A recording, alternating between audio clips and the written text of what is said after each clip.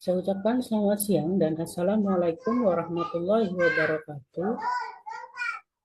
Baik, pada siang hari ini saya melanjutkan materi dari yang terakhir daripada hidrolisis, yaitu mengenai hidrolisis total, gitu ya. Nah, di video-video sebelumnya saya sudah menjelaskan mengenai garam terhidrolisis yang bersifat asam maupun garam hidrolisis yang bersifat basah, gitu ya. Nah, di yang terakhir yaitu mengenai hidrolisis total, ya. Nah, untuk hidrolisis total, ya, tentu masih ingat bahwa kalau hidrolisis total artinya anion dan kationnya semuanya terhidrolisis, gitu ya. Jadi dua-duanya baik anion maupun kationnya masing-masing terhidrolisis, gitu ya. Nah, baik, semoga video ini bisa membantu siswa-siswi kelas 11 untuk mempermudah belajar kimianya, gitu ya.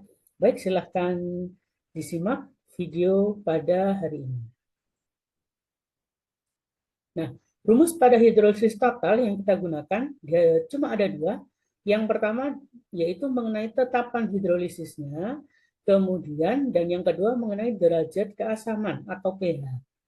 Gitu ya. Kalau untuk tetapan hidrolisis, nah KH sama dengan KB dibagi KA kali KB. Gitu ya. Jadi di bawahnya KA dikalikan dengan KB. Kalau hidrolisis total, ya. Nah, bedanya kalau hidrolisis yang sifatnya asam, gitu ya, asamnya kan yang lemah, gitu ya. Maka KH-nya cuma dibagi KA-nya saja. Ya, kalau hidrolisis basah, kan basahnya yang lemah, gitu ya. Nah, maka dibagi KW dibagi dengan KB-nya. Gitu ya. Jadi kalau ada KW per KA atau KW per KB, itulah yang dimaksud dengan tetapan hidrolisis. Tetapi khusus untuk hidrolisis total, ya rumusnya pakainya yang seperti ini. KW-nya di atas, KA dan KB-nya ada di bawah. Oke. Kemudian yang kedua untuk derajat keasaman, nah rumus yang dipakai seperti ini, yaitu negatif log akar KW dikalikan dengan KA, gitu ya, lalu dibagi KB. Ya, jadi kita hanya membutuhkan data KW, KA dan KB. Berapapun molaritasnya, ya, kalau hidrolisis total itu tidak mempengaruhi, gitu ya. Justru yang mempengaruhi hanya KA dan KB-nya saja. Oke, kemudian, nah di sini saya beri petunjuk tambahan gitu ya. Jika pada soal harga KW tidak diketahui, gitu ya, jadi KW nilainya tidak ada, maka bisa digunakan KW sama dengan 10 pangkat min 14. Ya, tapi kalau di soal diketahui, misal KW sama dengan 2 kali 10 pangkat min 14. Ya, nah maka kalian harus memakai KW yang ada di soal tersebut. Gitu ya. Tapi kalau di soal tidak disebutkan berapa nilai KW-nya, maka ketetapan kita menggunakan KW 10 pangkat min 14. Itu berlaku untuk hidrolisis, gitu ya. Masih ingat ya? Makanya di sini saya tuliskan hanya untuk mengingatkan kembali. Oke. Nah, soal yang pertama misalnya dari garam berikut ini yang mengalami hidrolisis total yang mana? Di antara A sampai E. Oke. Saya ingatkan kembali ya, garam yang mengalami hidrolisis total adalah garam yang berasal dari campuran asam yang lemah gitu ya, ditambah basa yang lemah. Berarti kalian ingat harus hafal ya, mana asam yang lemah, mana asam yang kuat, mana basa yang lemah, mana basa yang kuat. Betul. Ya, jadi dua-duanya harus hafal. Berarti hafalnya 4 maksud saya. Asam lemah dan kuat, kemudian basa lemah dan kuat. Oke. Nah, sekarang masing-masing dari A sampai E kita analisis dulu. Ya, mana yang kuat, mana yang lemah. Ya, kalau salah, maka nanti kita coret. Gitu ya. Ingat dua-duanya harus lemah. Oke, yang pertama NH4BR. Nah, NH4-nya tentu bagi yang sudah hafal, dia basa lemah. Br-nya berasal dari asam kuat. Itu ya, karena ada kuatnya, nah maka NH4Br salah. Itu ya, dia hanya terhidrolisis sebagian. Itu ya, ingat kalau sebagian itu anionnya saja atau kationnya saja, ya, atau bahasa mudah kalian depannya saja atau belakangnya saja. Tapi kalau total maka depan dan belakang semuanya terhidrolisis. Oke, yang kedua K2CO3. Nah, K-nya dari basa kuat, CO3-nya dari asam lemah. Ya, karena ada kuatnya otomatis salah. Yang ketiga yaitu BaCO3.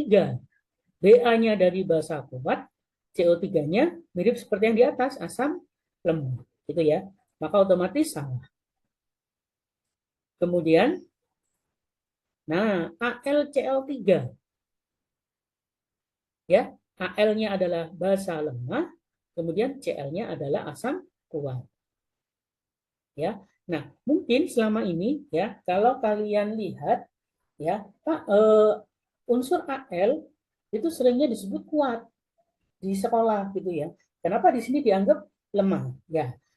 Kalau di sekolah ya, Al itu tidak dituliskan nilai Kb-nya, maka kita anggap kuat. Gitu ya.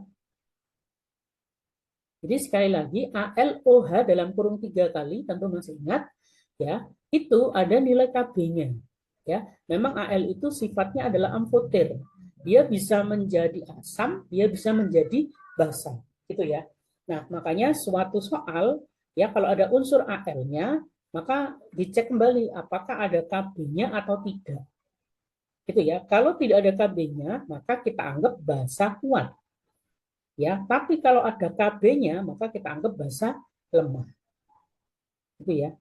Nah, dalam hal ini ya, dalam hal ini andaikan saja Al ini kita anggap kuat misalnya, tapi Cl-nya kan juga kuat. Gitu ya. Maka otomatis poin yang D juga salah. Paham ya? Karena dia ada kuatnya. Selama ada kuat, dia sifatnya berdasarkan soal ini dia salah. Oke. Nah, sekarang mungkin sebagian terfokus pada yang E, betul. Oke, saya tulis dulu. Nah, ya. Nah, Al di sini saya anggap basa lemah. Nah, CO3-nya juga basa lemah. Ya. Nah, kalau ini kita anggap basa kuat, maka jawabannya nggak ada. Gitu ya. Nah, sementara soal ini ya saya dapat dari kalau dulu dibilangnya tes masuk SBMPTN ya, kalau dulu seringnya UMPTN ya, kemudian SPMB bilangnya. Nah, sekarang kan lebih dikenal dengan nama apa ya, UTBK yang sesi terakhir itu ya. Mohon maaf saya kalau saya lupa namanya ya, karena kadang beberapa tahun ini namanya berubah-ubah gitu ya.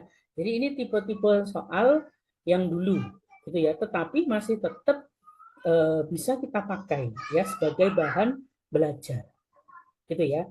Nah, sehingga AL dalam hal ini ya kita anggap basa lemah. Oke, bisa difahami ya. Jadi dari soal ini jawabannya adalah yang E.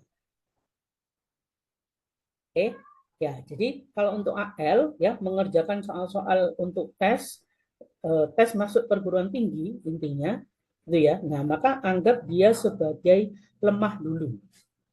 Gitu ya. Kalau nanti di pilihan gandanya terjadi perbedaan gitu ya, dan kalau AL kita anggap lemah ternyata jawabannya nggak ada. Nah, maka dalam hal ini boleh dianggap AL sebagai kuat.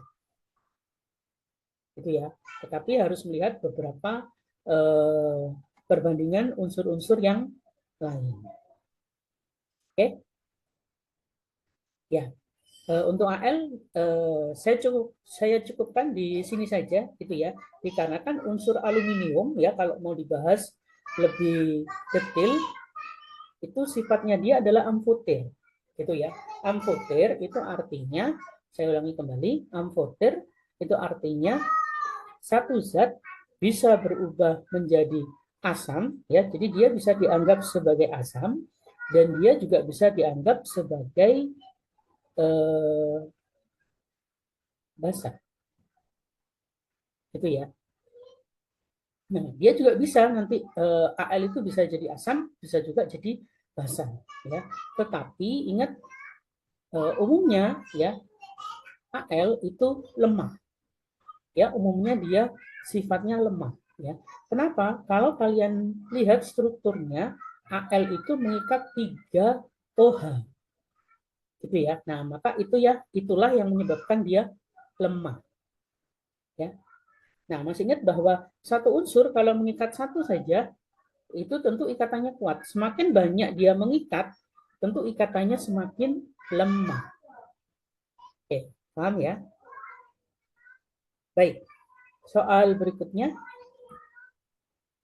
Nah, jika diketahui Ka dari HCN adalah 6 kali 10 pangkat min 10 dan Kb dari NH3 adalah 2 kali 10 pangkat min 5, maka NH4CN 0,1 M ya, dia bersifat apa?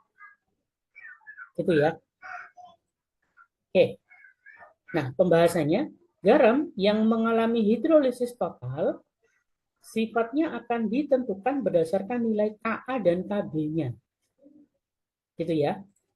Nah, di sini jika Ka sama dengan Kb, maka garam bersifat netral. Tapi dalam hal ini netralnya netral yang lemah. Gitu ya. Netral lemah artinya, maksudnya, jika dia ketetesan sedikit saja asam, maka pH-nya akan turun drastis. Atau sebaliknya, kalau ketetesan basah, pH-nya akan naik secara drastis. Oke. Kemudian yang kedua, jika Ka lebih besar dari Kb, maka garam bersifat asam lemah. Gitu ya, tetap asam tapi dianggap lemah. Kemudian, jika Ka lebih kecil dari Kb, maka garam bersifat basa lemah. Gitu ya. Nah, kalau sudah, nah sekarang kita bandingkan. Jadi ini teorinya. Sekarang kita bandingkan. Nah, berdasarkan soal, Ka yaitu 6 kali 10 pangkat min 10. Kb-nya 2 kali 10 pangkat min 5. Nah, kalian bisa perhatikan ini min 10, yang ini min 5. Gitu ya. Nah, maka otomatis, nah sehingga karena Ka lebih kecil dari Kb, maka garam bersifat basa lemah. Oke, gitu ya. Jadi untuk tahu garam terhidrolisis total, apakah nanti dia sifatnya asam atau basa, sekali lagi tergantung Ka dan Kb. Oke, paham ya? Nah, tetapi perlu diingat kembali bahwa asam dan lemahnya dia tetap membawa sifat, maaf, asam dan basanya garam yang terhidrolisis total tetap membawa sifat lemahnya dia. Itu ya. Sementara kalau yang sebagian, hidrolisis sebagian ya, atau Bapak Ibu gurunya bilang hidrolisis parsial, ya. Nah, maka asam atau basanya dia bersifat kuat. Oke. Ya, jadi ini hanya istilah saja. Dikhawatirkan ya nanti ketemu tipe yang seperti ini. Gitu ya. Jadi kalau ada seperti ini, karena ini ada Ka dan Kb, maka cari yang jawaban yang ada lemahnya. Baik itu nanti, misal jawabannya asam, ya cari yang asam yang lemah, jangan yang ada kuatnya. Gitu ya. Sebaliknya kalau yang basa, cari basa yang lemah. Ya. Oke, nah maka dalam hal ini, dalam soal ini jawabannya adalah basa lemah. Oke, baik soal berikutnya. Nah, di sini tetapan hidrolisis dari 2 liter larutan garam NH4CH3COO 0,3 M jika Ka-nya 10 pangkat min 5 dan Kb-nya 10 pangkat min 6. Nah, berapa nilainya? Nah, ingat ini pakai tetapan hidrolisis seperti tadi yang di awal saya jelaskan. Ya, langsung dipasang ke rumusnya. Saya ingatkan kembali KH sama dengan KV dibagi KA kali KB. Nah, di sini KW-nya tidak ada, gitu ya. Nah, maka saya lanjutkan. Nah, KW-nya, lihat posisinya di atas ya. Nah, maka saya pakai 10 pangkat min 14. Ya, KA-nya 10 pangkat min 5 di sini, KB-nya 10 pangkat min 6. Ya, saya kira seperti ini kalian bisa. Oke, nah ketemunya adalah 10 pangkat min 3. Oke, ada ya jawabannya yang B. Ya, itu ya. Jadi sekali lagi, berapapun banyaknya, mau dia 2 liter, 10 liter, gitu ya, atau satu toren, ya, satu toren itu galon yang besar, ya, jadi wadah air yang besar, ya. Kalau di kita, ya, mungkin orang-orang sekitar kita bilangnya satu toren yang 5.000 liter itu, ya. Nah itu nggak ada masalah 5.000 liternya, gitu ya. Atau molaritasnya, mau dia 10 molaritas nggak ada masalah, itu ya, karena KH itu hanya tergantung dari KW, KA, dan KB. Oke, bisa dipahami ya.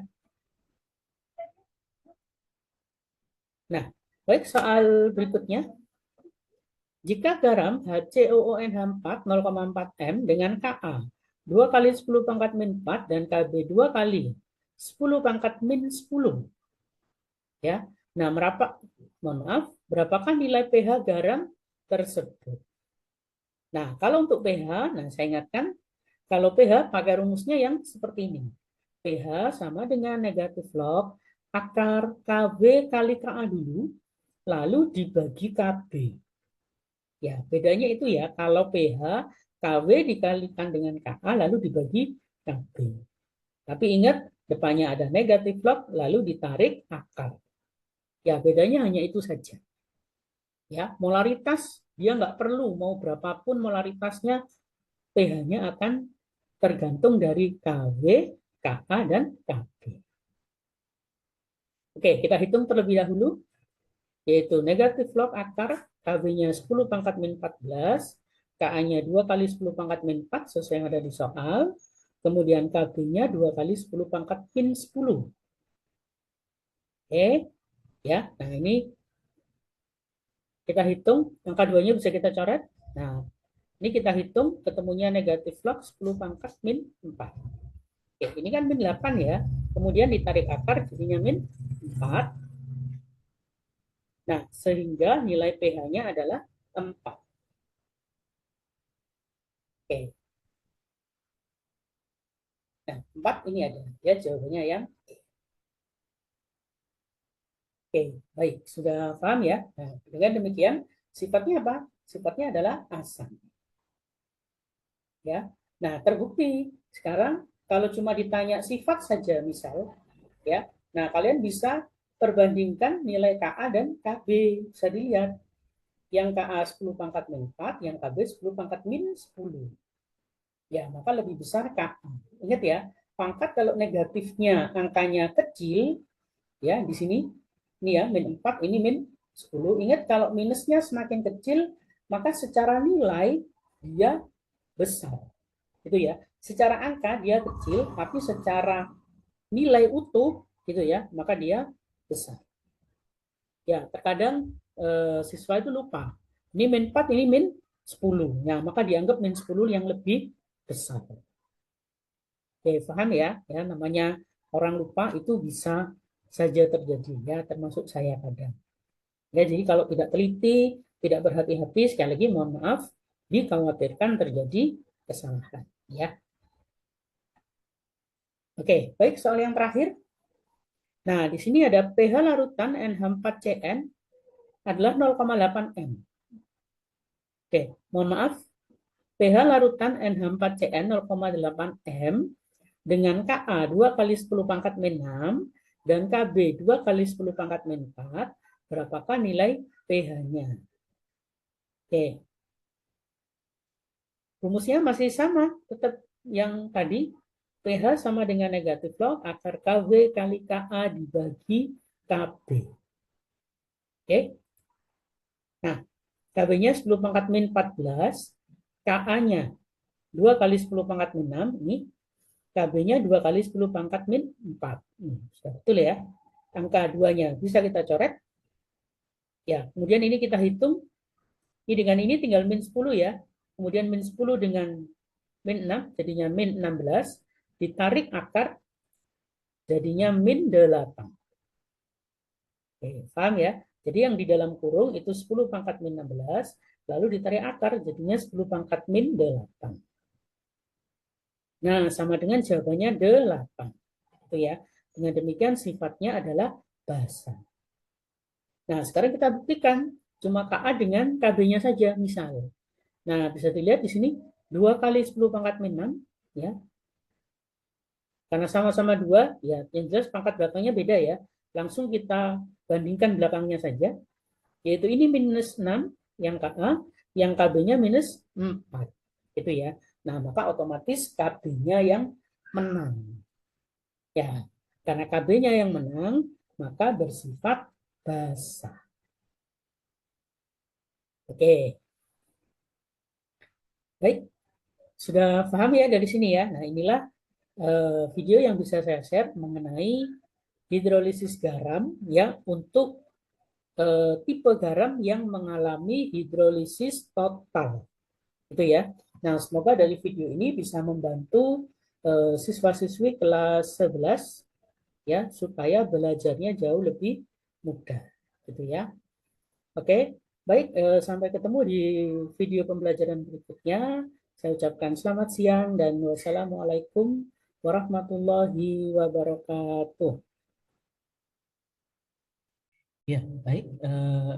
Inilah yang bisa saya share untuk siswa-siswi sekalian. Ya, jadi bisa di-share ke teman-teman yang lain ya jika bermanfaat dan agar dapat membantu teman yang lainnya. Itu ya. Dan bisa di-subscribe untuk mendapatkan update videonya di tiap minggunya. Gitu ya. Dan bagi yang menonton channel ini silahkan beri komentar yang positif di channel ini. Ya, itu saja yang bisa saya berikan kepada siswa-siswi sekalian baik untuk yang kelas 10, kelas 11 maupun kelas 12.